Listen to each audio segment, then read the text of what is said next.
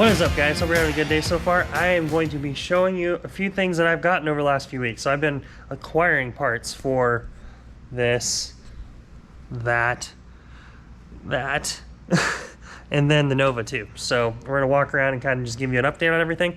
And that's gonna be my addiction to buying parts off Facebook Marketplace.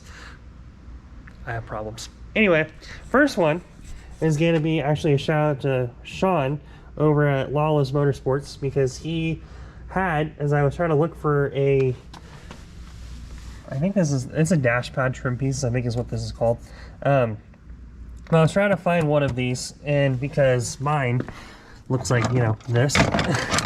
So I was trying to find one, and he had one, and this from Holly is like 80 bucks, and he got it to me by half off. So we'll definitely take that, and that's going to be kind of one of the last pieces I needed before the dash could go back in the truck, because the way you have to mount this is it gets from the back, and the way the dash is, you can't actually mount this unless you like, you might be able to get away with it, but it's just way easier obviously doing it outside the car. But yeah, so I just did that way, and now that's ready to go back in. So the next thing I need to get is a fan switch for the AC, you know, heater controls, because the one I had didn't work, and then I tried to buy one, and the one that I bought, of course, isn't the right one. So I didn't realize there was multiple kinds that they ran in square bodies. There's like 3 or 4 kinds that I know. I am aware at this point. So I bought that one, and hopefully that one will be here at some point in the next week or so. The next thing I need to grab is I have speakers that we can put in that one and over there, and I have an amplifier I need to get out of my Nova, and we'll put that in here, and that way we have speakers that aren't a Bluetooth speaker, so there's good music.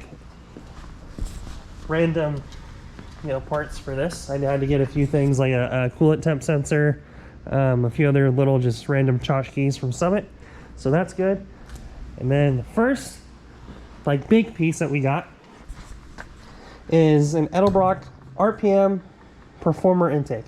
I don't know how old this one is, but I've been trying to look for a dual plane, either RPM air gap or just a regular RPM, because they're very similar in how they act, especially if you put a spacer on top of these.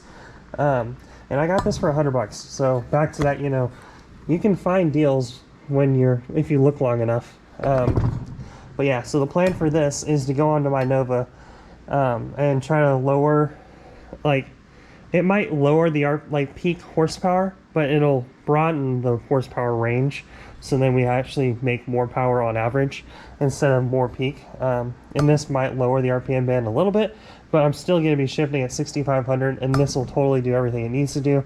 And it might actually be a better match for that comp cam, because it technically runs out at 5,900. So this should be a good little intake for that. I'm going to clean up, and we're going to do a video on cleaning this up, and I'm going to make it, you know, go from this to ubery doobery nice. So that's going to be the plan for that. And then we're going to walk back over. This is the one that I'm most excited about, because it gives me the ability to run the 6,500, 7 grand even if I want to, and not be worried because I have a cast crank and stock bottom end of the car that has never been balanced.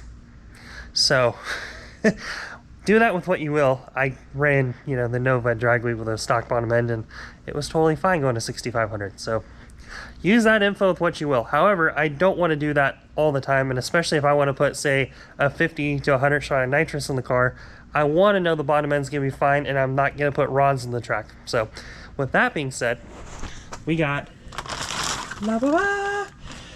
this is a 1182 steel crank that we found. It is standard. This is a 3.48 stroke, just regular Chevy crank.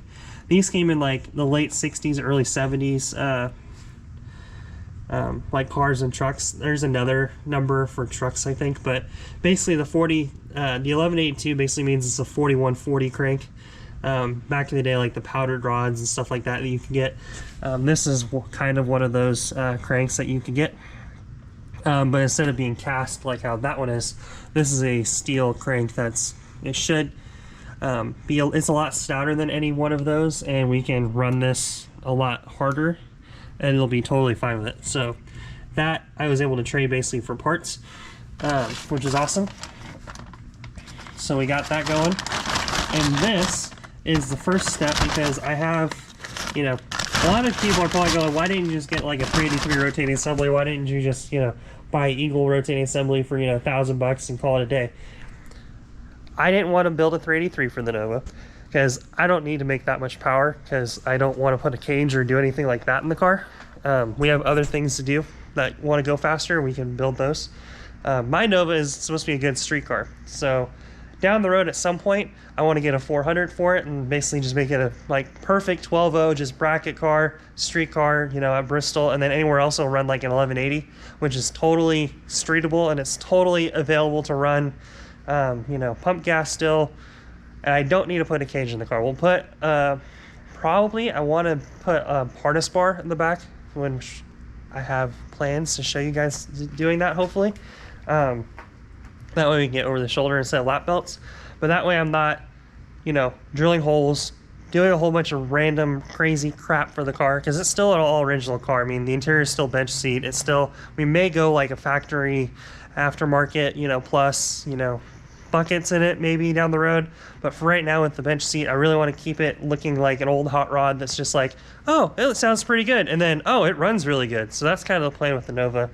And maybe I'll do like a full planning video later, but just kind of want to show you some of the parts first.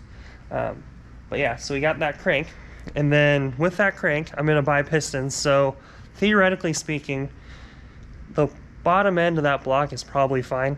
We'll check it, of course, when we go and pull everything apart, but my plan right now as it sits is to use that crank, and we'll do a story time later, but I have these rods right here, and that piston, which we're not going to use because for obvious reasons, but we have these rods, which are really nice rods.